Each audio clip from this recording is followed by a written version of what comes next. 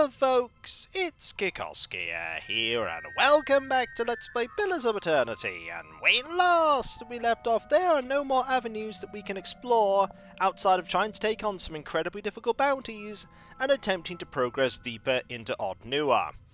It's finally time for us to do a bit more of the main quest, and that is why we are here in the Temple of Wodika, that is actually a sanctuary for the Leaden Key. We've managed to get the passphrases we need to be in a meeting we really shouldn't be in. We did that by pretending to be a part of a Leaden Key and helping someone remember the passphrases for themselves. Absolutely. We also have a hood that we can use to infiltrate this meeting. Now, we could have just fought our way through. There are a ton of mercenaries, both wizards and warriors, and I imagine we could have took them on.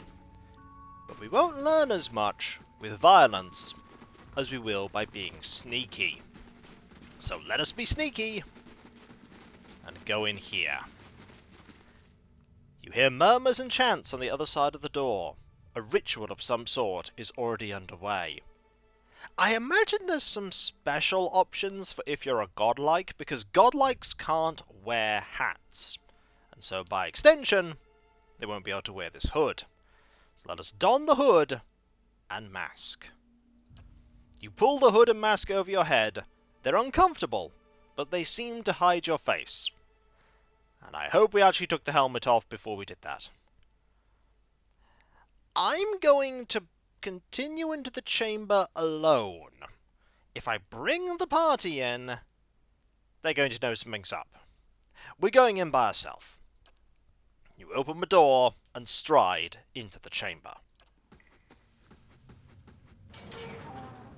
Several shrouded figures are lined up across from a hooded woman.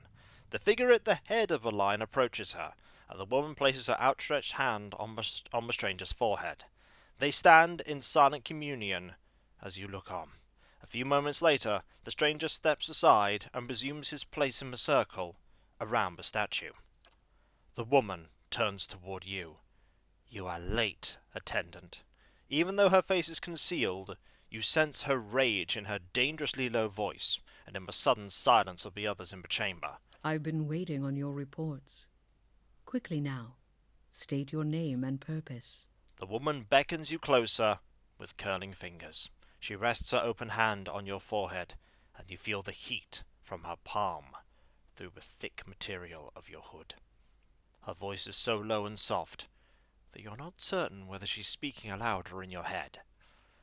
Now, most of these are going to get me into trouble, but thanks to us helping that person in the other room, we know the answer we are meant to give. And we're going to try and give it as convincingly as possible. My name belongs to the gods, and my hand to their service. What company do you seek? Her voice chimes again, rich and resonant. I seek the company of shadows, that our labours may remain secret. Tell me of your labors. Attack is an option here. No, let's not do that.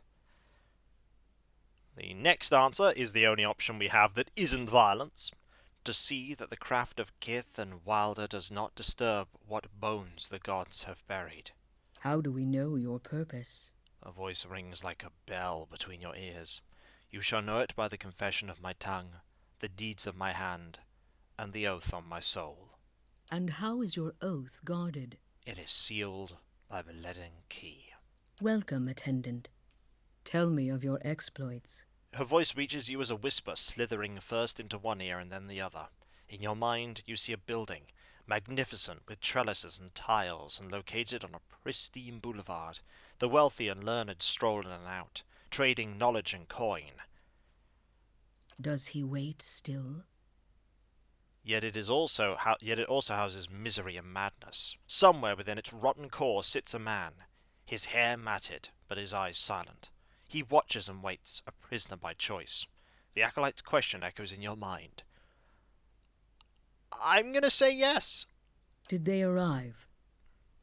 The Acolyte's vision takes you out of Defiance Bay, and to a town in the wilderness with a watermill.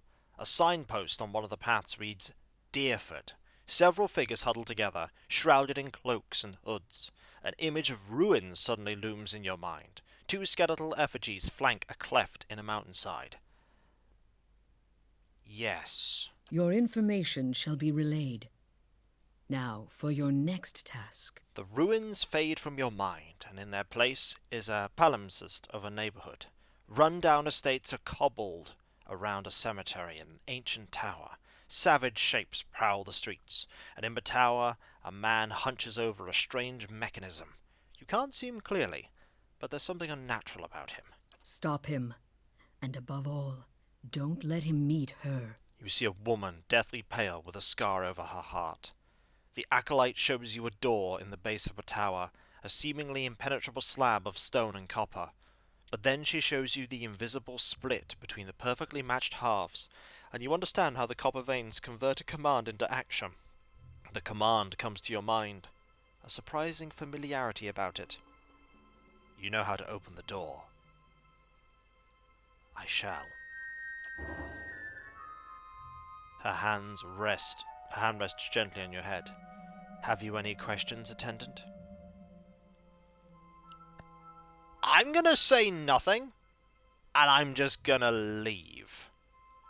Farewell. I'm gonna save, and then we might have a chat. Because I get the feeling that prying too much is gonna get me into trouble. But there are some things we can do here. We can find the tower, that's gonna be in Heritage Hill. We can find this person, who's probably in the sanitarium, and then there's the thing in Deerford. Have you any questions? What is this place? This is what remains of the Temple of Wodika. The Acolyte shows you a grand structure surrounded by the faithful. The fires of revolution destroyed everything above us, and left the remains abandoned. Perfect for our purposes. Who are you? I am the Acolyte. That is all you need to know. Yep. Taxes collected, by the way. I'm here. We collected some taxes. And one more turn for that one. Okay. Let's get out of here. I do not want to linger in case someone recognizes us and we have to fight. Because we've done this stealthily, I imagine we have more time before the Leaden Key knows we're onto them. That said, the Leaden Key might have known we were onto them from the very beginning. So, there are 2 things that we can do that don't involve going to Heritage Hill. And the first of them is Brackenbury. The steward of Caird Nua has received a letter for you. Speak to the steward. A moment, please. I feel I should explain myself. Okay. How may I help? Let's have a chat. About my episode in the catacombs. There's something I should have told you earlier. So, tell me now. He clasps his hands together, slowly massaging a knuckle with his thumb. I meant no harm. I thought I could keep it to myself. That when we resolved the matter of your soul, we would also address my problem. Oh? I also have an awakened soul. But unlike yours, mine is a presence that shares my senses and my skin, making herself manifest at the most unwelcome times. Oh. He closes his eyes and grits his teeth. His lips quiver and twitch with the vestiges of some internal debate. Several seconds later, he opens his eyes again. They're watery and bloodshot. I'm sorry. I've tried to learn to control Isilmir. I've gotten stronger, but so has she. Tell me about Isilmir. Artless, uncouth, a creature of rash impulses and feeble faculties. She wags her impertinent tongue when she should listen. He winces, his expression rippling between control and chaos. Aye, this one's fit to boil. Hard to get this gaff over anything tisn't to do with books and spell speak. His face flickers with a sly grin. He grimaces, running his hands through his hair. I have none of her memories. Berath spared me that much, but her coarse manners and intolerable hill speak suggest a provincial from a very, very long time ago. She tends to surface a hair's breadth from conflict, when the fuse is burnt down and teeth are on edge. And when she shows up, she doesn't stop to gauge a situation, she just acts. She seems reckless. That's it, exactly. You recall the way she goaded those villagers in Gilded Vale. She doesn't think, and she doesn't back down, and trying to suppress that has been my problem for years. Why didn't you say something sooner, Aloth? I learned to keep her a secret a very long time ago. Those with awakened souls are shunned, mistrusted. And after your experience with Meerwald, I'm certain you can see why. You need to be careful. He looks up at you. Is this going to be a problem? Merely an annoyance. Although... He purses his lips into a thin, crooked line, and his voice lowers, and he clasps his hands behind his back. Minute twitches and spasms along his arms betray his fidgeting. Defiance Bay is said to have an entire institution dedicated to the study and cure of soul-related ailments. Since our journeys have already brought us to the city, perhaps we could speak with someone there. If it's helpful to you, then we'll go. Thank you. This has been a great burden. His shoulders loosen by the slightest fraction. Let's talk about something else. I'd like to know more of Isilmir. Such as, when did she awaken? My father was a strict man. He expected the best from his children, and he didn't tolerate failure. His face becomes drawn. At times he could be rather adamant, particularly when he'd been drinking. Isilmir manifested on one such occasion. To be honest, I don't remember the specifics, only that he was more careful with me after that. You said you'd learned to hide her a long time ago. My mother instructed me to keep her a secret after she first emerged. She feared that knowledge of my awakening would render me an outcast. Even though Isilmir proved useful against my father, I trusted my mother's advice, and I've since come to see the wisdom behind it. Meerwald is an extreme example, but one that I can relate to more and more each year. Could I talk directly to her? He gives you a taut frown. Her usurpations are uncomfortable enough. I'm not eager to invite her into my consciousness more than necessary. Fair enough, then. That's all. Okay! Find an expert on awakening somewhere in Defiance Bay. Well, I think we'll find one of those in the place we're going to next, the sanitarium.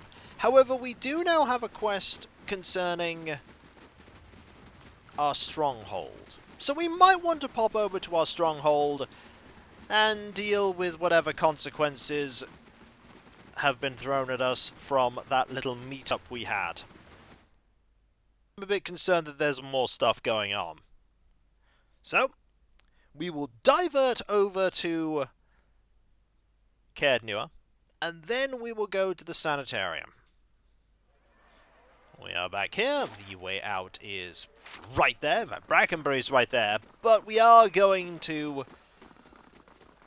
check out our home first. Besides, this gives us more time to get more stuff built. 22 hours.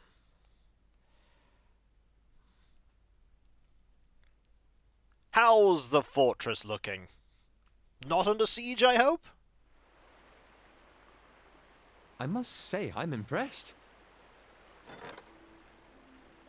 Odina Figrust, a hero of the Saints' War, has arrived at the Stronghold. She has asked for an audience with you. That's interesting. Lots of things are going on here right now. Well, let's go and speak to the mob in front of your Great Hall. Oh. Well, that's not good to hear. Why is there a mob outside the Great Hall? Why is there a mob? Well, there's a lot of them. They're angry. I wouldn't pay, so they set my crops on fire. When my boy tried to stop them, they knocked him over the head. He's alive, but he can't think straight no more. Your boy got lucky. My guards, good men both, got put to the sword after they'd surrendered. I paid those thugs what they wanted, but they still took everything I had. There she is. A woman points at you, and all eyes in the crowd turn their hostile gaze upon you. Can I help you with something? We don't need help. We just want you to leave us alone. We want justice. Go on. You sent your men to my farm to collect a crop tax, saying we was overdue. For me, it was a road toll. I've been travelling up and down this way for years, and this is the first time I've ever heard of such a thing. Other people in the crowd chime in with familiar stories. What makes you think I sent these men? They said they was acting on your orders, but on orders from the Lady of Cairnua. That's you. But they weren't my men. Then who were they? They weren't no common bandits. If this happens again, it's not on my orders. You heard it directly from me. Say we believe you. What about what we've lost? What about my crops? And my goods? And the families of my guards? Share this amongst yourselves. 1,000 copper. Most generous of you, milady. The villagers nod and smile at you, uttering thanks as they distribute the coins between them. 3 prestige. Ah, angry mobs. The inevitable thorn in every ruler's side, eh, Liren? What brings you to Cairnua? I have news about Lord Gathbin. Let's discuss it in the Great Hall, away from curious ears. And by that, I'm not actually going to be talking to you right now. I'm going to be doing everything. Ooh! They Who Woke the Stars has been completed. They have returned with 1,744 experience and the Constellated Cloak.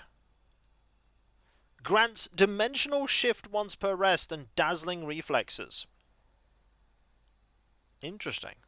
This dazzling cloak was a gift from 2 Valian Dukes, a reward for your help in recovering lost Glanfathan astronomical knowledge. Looking at the cloak from different angles produces a variety of shimmering colours and creates the illusion that you are gazing into an impossibly deep expanse of space. Though backed by the money and spies of 2 Valian Dukes, Suspensi IV had difficulty cracking the Glanfathan astronomer's code. Many of the Glanfathans who initially appeared helpful turned out to be saboteurs who believed that outsiders could not be trusted with Glanfathan secrets. A series of ambushes and difficult chases through Air Glanfath eventually brought Suspensi IV face to face with the great-great-grandfather of one of the Orlan astronomers who predicted the Lover's Tide. She threatened to destroy the key to translating the cipher, but Suspensi IV was able to negotiate a limited translation of the key astronomical information. In the end, the Valian Dukes were a bit disappointed, as they'd hoped to learn additional secrets of Glanfathan astronomy. However, even the information Suspensi IV recovered was fascinating to Valian astronomers. Excellent. Right. I'm here. Let's pop into here, get that letter, have a conversation with this person that has arrived, and then we'll see what else we need to do here. So, there's the Valian Shock Mage. There is the hero of the Saints' War. There you are. We are not going to be talking to you for quite some time. And when we come back, folks, it's all busy in Cairnua. Everything's happening. We keep getting dragged back here, but this is our home. Our home that we've been taking great care of. And there's very little left for us to build. We could purchase this. This will be finished in 6 hours. And then it's just the woodland trail after that, and we're done. The whole fortress is ready. After that, we'll definitely have to take a tour of Bright Hollow. But that'll be for later. Not right now. Right now, we have a lot to be getting on with. And if you enjoyed this video, don't forget to like, comment, and subscribe if you're not. And if you are subscribed, press that bell for those notifications. And I'll catch you next time, folks. And I'll see you then. Later.